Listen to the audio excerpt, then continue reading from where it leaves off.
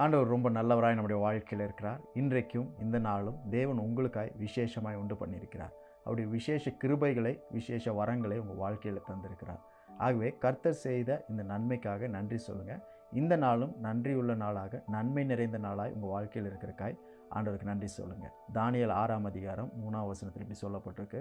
இப்படி இருக்கையில் தானியேல் பிரதானிகளுக்கும் தேசாதிபதிகளுக்கும் மேற்பட்டவனாயிருந்தான். தானியேலுக்குள் விசேஷித்த ஆவி இருந்தமையால் அவனை ராஜ்யம் முழுமைக்கும் அதிகாரியாக ஏற்படுத்த ராஜா நினைத்தான்.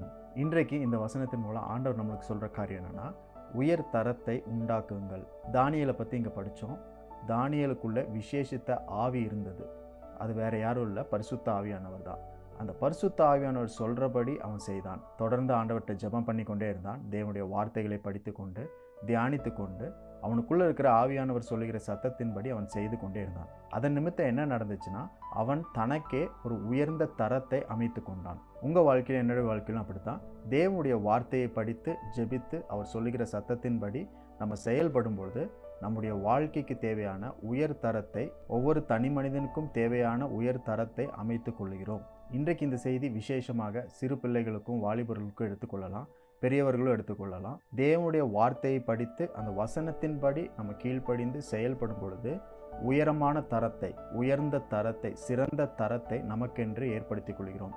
We are setting high standards for ourselves. வேத வசனம் அப்படிப்பட்ட தரத்தை நம்மளுக்கு உருவாக்கி தருகிறது. இந்த உலகத்தில் எவ்வளோ ஞானம் இருந்தாலும், எவ்வளோ அறிவை நம்ம படித்தாலும், எவ்வளோ டிகிரிஸ் நம்ம படித்தாலும், எவ்வளோ PhDs வாங்கினாலும் அவைகளெல்லாம் உயர்ந்த தரத்தை ஒரு மனிதனுக்கு தர முடியாது. தேவனுடைய வார்த்தை தான் உயர்ந்த தரத்தை ஒரு மனிதன் முடியும். அப்படி தேவனுடைய வார்த்தையின்படி உயர்ந்த தரத்தை உங்கள் வாழ்க்கைக்கு நீங்கள் அமைக்கும் பொழுது உங்களை தேடி ராஜாக்கள் வருவார்கள், அதிகாரிகள் வருவார்கள். இந்த உலகத்தில் மற்றவர்களுக்கு கிடைக்காத எல்லா கனமும், தயவும், ஆசீர்வாதமும் உங்களை தேடி வரும். அதுதான் தானியேலுக்கு இங்கே நடந்துச்சு. இந்த வசனம் சொல்லுது, ராஜ்யம் முழுமைக்கும் அதிகாரியாக ஏற்படுத்த ராஜா நினைத்தான். அப்போ தானியேலுக்குள்ள இருந்த அந்த விசேஷ ஆவியானவர் சொன்ன அந்த வார்த்தையை அவன் கீழ்ப்படிந்து தேவனுடைய வார்த்தையின்படி அவன் செய்ததுனால ராஜாவே அவன் அதிகாரி ஆக்கிடணும் அப்படின்னு சொல்லி நினைச்சிட்டார். When you set high standards according to the word of God, that will attract king's attention towards you, that will attract king's favor towards you. ராஜாவுடைய தயவையும் கவனத்தையும் உங்கள் பக்கமாக இழுக்கிறது எதுனா, தேவ வார்த்தையின்படி அமைக்கிற அந்த உயர்ந்த தரம் தான். ஏற்கனவே நான் சொன்ன மாதிரி அந்த தரத்தை உலகத்திலிருந்து நம்மளால் பெற்றுக்கொள்ள முடியாது.